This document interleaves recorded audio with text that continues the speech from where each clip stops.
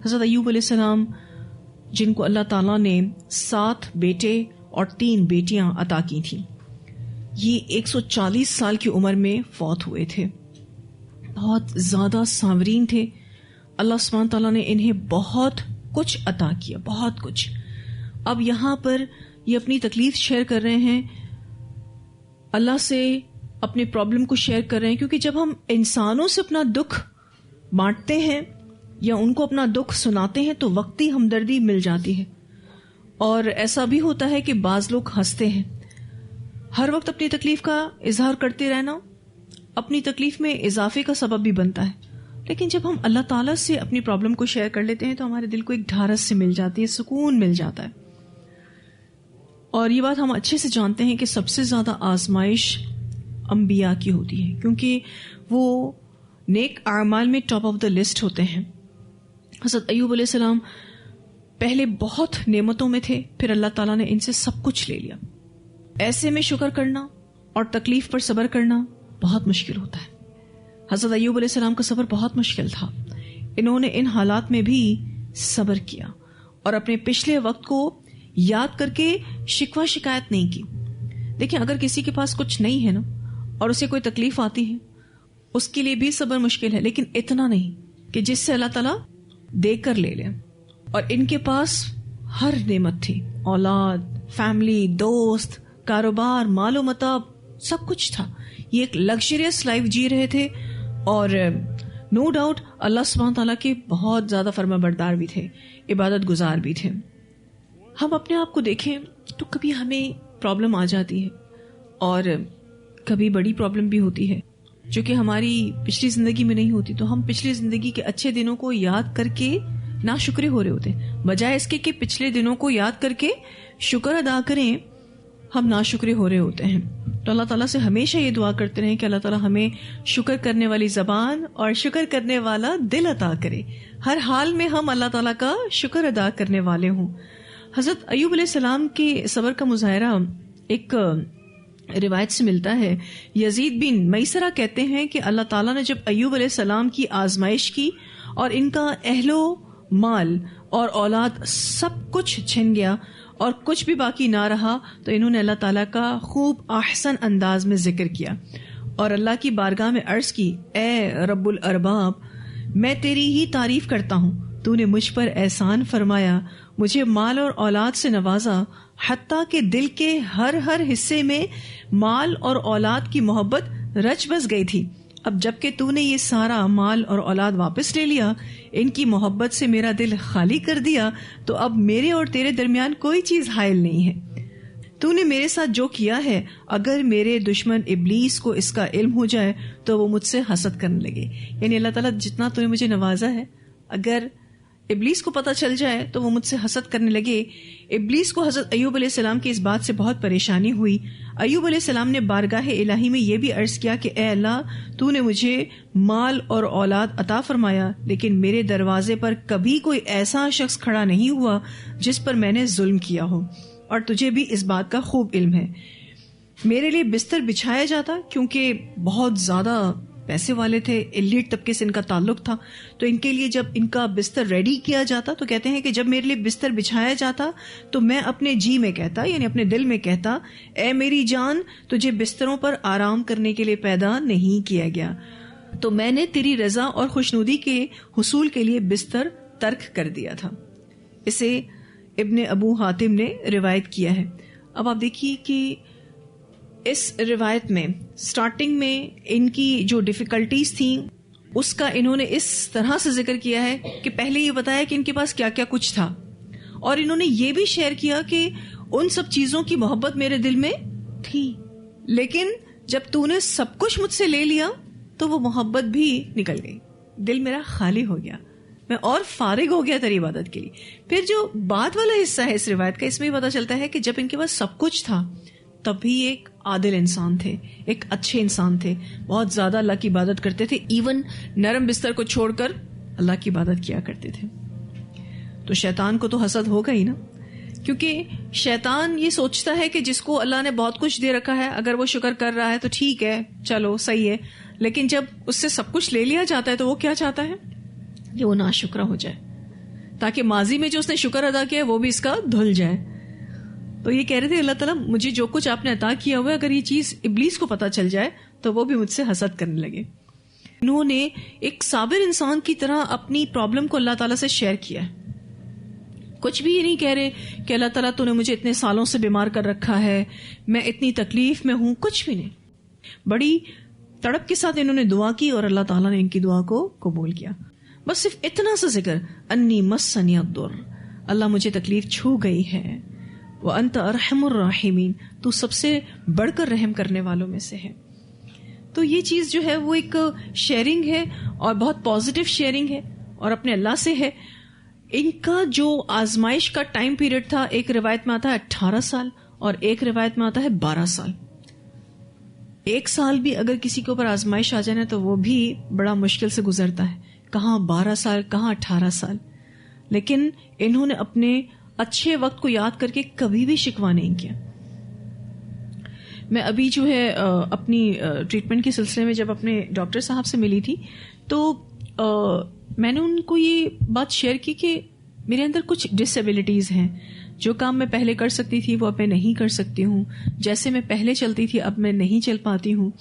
تو انہوں نے مجھے بہت اچھی بات کہی، جو ڈاکٹر صاحب ہیں انہوں نے بہت اچھی بات کہی. انہوں نے کہا کہ آپ کو اللہ تعالیٰ نے کتنے اچھے سال دیے، آپ خوب دوڑے، خوب کام کیا، تو آپ ان اچھے سالوں کو یاد کرتے ہوئے جو باقی زندگی کے سال ہیں اس کو گزار دیں. اور جب ہمارے پیشنٹس میں سے کسی کو اللہ تعالیٰ اتنا اچھا ٹائم دے دیتا ہے اور پھر اس کے بعد اس کی زندگی میں کوئی ڈسیبلٹی آتی ہے تو ہم اس شخص کو ڈسیبل نہیں کہتے. کتنا پازیٹیو کر دیا انہوں نے. انہوں نے کہا کہ کچھ چیزیں آپ کو محسوس ہوں گی کہ آپ نہیں کر پاتی، تو آپ پھر ان لمحوں کو یاد کریں کہ جب آپ یہ سب کچھ کر پاتی تھی.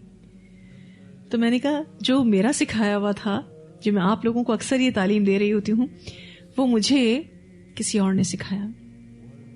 کیونکہ جو قرآن پڑھنے والے ہوتے ہیں ان کو بھی ریمائنڈرز کی ضرورت ہوتی ہے. تو یہ بات الحمدللہ میرے علم میں تھی اور الحمدللہ میری پریکٹس میں بھی ہے، اللہ کا بہت شکر ہے. لیکن یہ ایک ڈاکٹر سے شیئرنگ تھی، کیونکہ ظاہر ہے میں ان کے پاس اپنے اس پرابلم کے سولوشن کے لیے گئی تھی کہ کیا یہ سب کچھ ٹھیک ہوگا یا نہیں ہوگا. تو انہوں نے اس کا تو جواب دیا ہی نہیں، کچھ اور ہی سبق پڑھا کے بھیج دیا. اور میں اس پر الحمدللہ اب جم گئی ہوں کہ ٹھیک ہے، اللہ سبحانہ تعالیٰ کا بہت شکر ہے کہ اللہ سبحانہ تعالیٰ چلا رہے ہیں. اللہ چاہتا تو بستروں پر بھی لگا سکتا تھا، اللہ چاہتا تو سب کا محتاج بھی بنا سکتا تھا. اللہ نے بڑا کرم کیا کہ آپ محتاج کر دیا ہے. نو ڈاؤٹ جو سفر میں 2 منٹ میں طے کیا کرتی تھی اب اس کے لیے مجھے 10 منٹ لگتے ہیں، 15 منٹ لگتے ہیں. بغیر درد کے کیا کرتی تھی اب درد کے ساتھ کر رہی ہوں. الحمدللہ اللہ کا شکر ہے کہ اللہ چلا رہا ہے.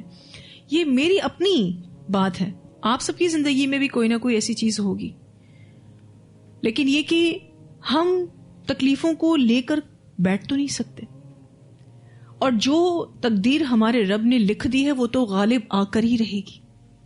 اس سے میں اور آپ اپنا دامن نہیں چھڑا سکتے.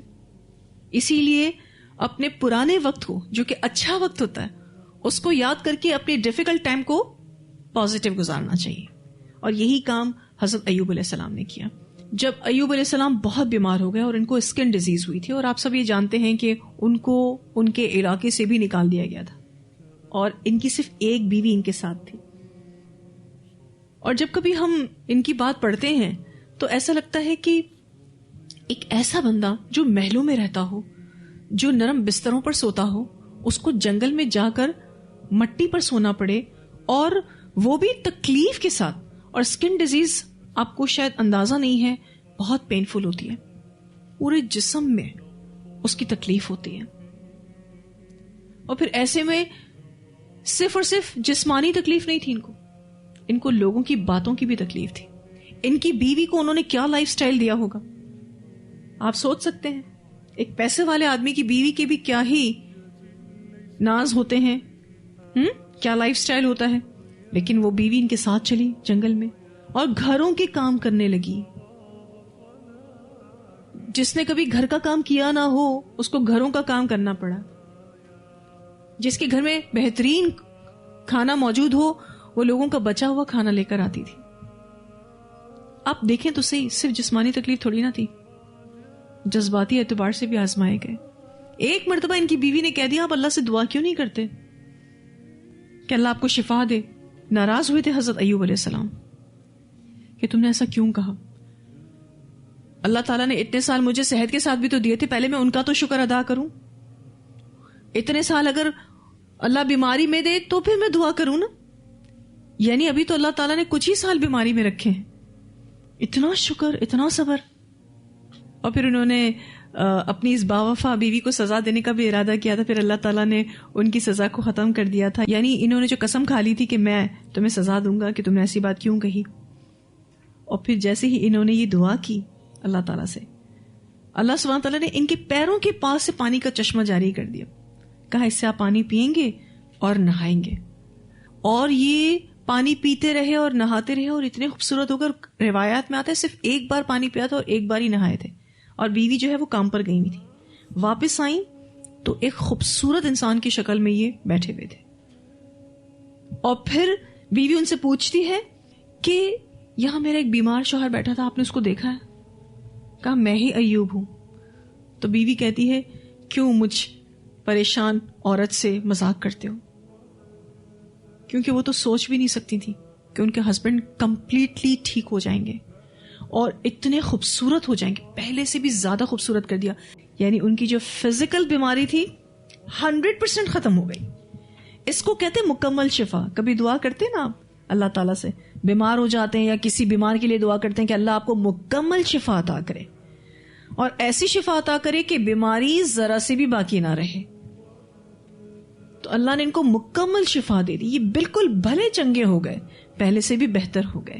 یہ اپنے بچوں سے بھی زیادہ خوبصورت ہو گئے, اپنے دوستوں سے زیادہ جوان ہو گئے. حضرت ایوب علیہ السلام ایک خوبصورت انسان تھے. اللہ تعالیٰ نے بیماری کے بعد ان کو اور خوبصورت کر دیا. تو آپ دیکھیے نا کہ صبر کا انجام اچھا ہی ہوا نا, اجر بھی باقی رہا, جو آخرت میں ملے گا, دنیا بھی اچھی ہو گئی. پھر اس کے بعد اللہ تعالیٰ نے ان کو ڈبل فیملی ممبرز دیے, ڈبل دوست دیے, اور اتنا زیادہ ان کو مال و متاع عطا کیا کہ جب یہ ٹھیک ہو گئے تھے اور پھر ایک مرتبہ غسل فرما رہے تھے, نبی اکرم صلی اللہ علیہ وسلم اس بارے میں فرماتے ہیں ایوب علیہ السلام کپڑے اتار کر غسل فرما رہے تھے کہ سونے کی ٹڈیاں ان پر گرنے لگیں, یعنی سونے کی بارش اللہ تعالیٰ نے ان پر کی تھی. ایوب علیہ السلام مٹھیاں بھر بھر کر کپڑے میں ڈالنے لگے تو اللہ عز و جل نے آواز دی, ایوب کیا میں نے تجھے اس سے بے پرواہ نہیں کر دیا جو تو دیکھ رہا ہے؟ یعنی تجھے یہ سب کچھ اٹھانے کی کیا ضرورت ہے, آلریڈی تجھے اتنا بلیسڈ کیا ہے میں نے. انہوں نے عرض کی جی ہاں یا رب, لیکن میں تیری رحمت اور برکت سے بے پرواہ نہیں ہو سکتا. اسے بخاری نے روایت کیا ہے. یعنی انہوں نے خوب جمع کیے اور پیسے اور مال و دولت کہ جب اللہ بارش برسا رہا ہے تو میں کیوں نہ اٹھاؤں. اللہ تعالیٰ اصل میں یہی بات سننا چاہ رہے تھے حضرت ایوب سے کہ جب اللہ آپ کو دے رہا ہوتا ہے اپنے راستے میں تو لیں, ایک ہاتھ سے نہیں 2 ہاتھوں سے لیں, کیونکہ وہ اللہ کی رحمت اور برکت ہوتی ہے. جہاں اللہ تعالیٰ آپ سے کوئی چیز لے لیتا ہے اور آپ اس پر صبر کرتے ہیں, اللہ کو یہ بھی اچھا لگتا ہے. لیکن جب اللہ تعالیٰ آپ کو اپنی نعمتیں دیتا ہے تو اس کا اظہار پسند کرتا ہے. تو یہ نعمت کا اظہار تھا جو یہ کر رہے تھے. سبحان اللہ, میں تو جب بھی ان کے بارے میں پڑھتی ہوں مجھے تو لگتا ہے کہ اللہ تعالیٰ نے ان کو فزیکلی آزمایا ہے, اس میں بھی پورے نمبر لائے. ان کو اللہ تعالیٰ نے ایموشنلی آزمایا ہے, اس میں بھی پورے نمبر لائے. اور اللہ سبحانہ تعالیٰ نے ان کو تنہائی سے بھی آزمایا, کیونکہ ان کے آس پاس بہت سارے لوگ تھے. جب آپ بہت سارے لوگوں کے درمیان رہ رہے ہوتے ہیں نا, اچانک تنہا ہو جائیں, آپ کو لگ پتا جائے کہ تنہائی اپنے آپ میں ایک ڈپریشن ہے. 10 لوگ آپ کے آس پاس بات کرنے والے, آپ کے ساتھ رہنے والے ہوں, اور پھر آپ اکیلے ہو جائیں تو پھر پتا چلتا ہے کہ ان لوگوں کی کیا ویلیو تھی. وہ بھی ایک نعمت ہے. آج بہت سارے لوگ جیسے اپنے ملک میں رہ رہے ہوتے ہیں, پھر ابراڈ شفٹ ہو جاتے ہیں, تو وہاں کی تنہائی ان کو کاٹتی ہے نا, جو بیگانہ پن ہے نا وہ ان کو کاٹتا ہے. تکلیف دیتا ہے. اب یہ اپنے ہی سٹی سے نکال دیے گئے اور جنگل میں جا کے رہ رہے تھے. کتنی ٹف لائف ہو گئی. اگر آپ میں سے کسی کے ساتھ ایسا ہو، اللہ نہ کرے، بتائیے صبر کر لیں گے؟ یا یہ صبر کرنا آسان ہوگا؟ بالکل بھی نہیں، بالکل بھی نہیں. تو یہ بات یاد رکھیے گا کہ تکلیف جانے کے لیے ہی آتی ہے. کوئی بھی تکلیف آپ کے پاس ہمیشہ نہیں رہے گی. جو صبر کرے تو اللہ تعالیٰ اس کو پھر پہلے سے بھی زیادہ نوازتے ہیں. اور ان کی مثال سے ہمیں پتہ چلتا ہے کہ اللہ تعالیٰ تکلیف کے بعد راحت دیتا ہے اور جو کچھ لیا ہوتا ہے اس سے بہتر عطا کرتا ہے، کئی گنا زیادہ عطا کرتا ہے اور خوش ہو کر عطا کرتا ہے. یعنی اللہ تعالیٰ راضی ہو جاتے ہیں بندے سے. تو پھر ہم اتنے بے صبرے کیوں ہو جاتے ہیں؟ چھوٹی چھوٹی پرابلمز کو اپنے سر پر کیوں سوار کر لیتے ہیں؟ ہمیں اس ہیبٹ کو ڈیولپ کرنا ہوگا کہ تکلیف میں بھی ہم کام ڈاؤن رہیں، سکون میں رہیں، تحمل میں رہیں. اور یہ چیز تب ہو سکتی ہے جب آپ کو اللہ پر بھروسہ ہوتا ہے کہ میرے رب نے یہ تکلیف دی ہے، وہ اس کو ہٹائے گا.